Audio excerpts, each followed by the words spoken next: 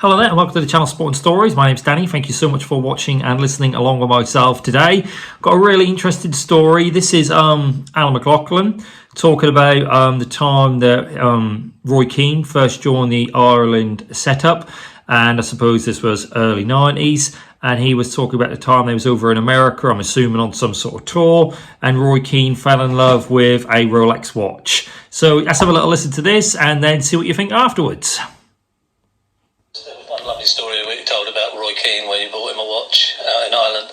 It was actually in America, yeah. It was before the halcyon days of him earning £50,000, £60,000 a week. He was on pittance at Nottingham Forest, and we would go for a walk in the afternoon. We were playing the US Cup in '92, and we'd go for a walk in the afternoon, and it was a second-hand jeweller shop, and he kept stopping at the shop and looking at the watch, and I stopped in the first couple of days, so I said, "What are you looking at?" He said, "Oh, there's a nice little Rolex there. It's $1,200. I said, "Right, are you buying it?" He said, "I can't afford to buy it." So anyway, I left it that day, and we walked past it 2 days later, and it stopped again. So I felt a bit sorry for him, so I decided to, I was earning a bit more money and I could afford it, so I stumped up an agreement with him that I would buy the watch, and he would pay me then when he came for the next. Wow, that's a really nice thing to do. I mean, it must be great. It must be a really nice feeling to be able to buy something for somebody, even though they're not your family. Obviously, there was quite clearly good friends there. But yeah, when you see someone who wants something so bad but haven't quite got the means to be able to purchase it, I thought that was really fantastic for Alan to purchase that for Roy Keane. 5 Irish trips, he'd pay me the money, so I bought him the watch, and he wore it back to the room, and then he decided to wear.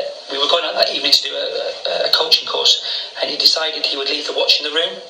I told him, "No, put the watch on," and I told everyone to leave your TVs on when you go out of the hotel room. So if anyone's listening, leave your TV on. And he decided to leave in his room, and lo and behold, what happened? All the rooms got robbed, and his lovely Rolex went. Unfortunately, he said to pay me because I bought it. So, but listen, we've still friends. We're friends from then, and yeah, I think his next watch was about so big and about 12 grand's worth. So, listen, I think he deserved it at the time because I could see he was a good player. I could see he was a nice lad, and I decided that was the right thing to do and help along the way. And unfortunately, he didn't take my advice to put it on his wrist. Yeah, fantastically interesting story there. Like I said, Roy Keane in the early days, buy himself a watch, thinking he's doing the right thing, leaving it in the hotel room. Quite clearly there wasn't a safe there, and lo and behold, the room gets broken into. Not ideal. A really interesting story. Really enjoyed that one. Like I said, it's nice to hear those little inside stories that you'd have never heard before. That was, like I say, Alan McLaughlin talking about Roy Keane and the first time he bought himself a Rolex watch and lost it with about 2 hours later. Great story. So yeah, my name's Danny. This is the channel Sport and Stories. Please keep liking and subscribing, and I'll catch you all on the next one. Have a great day.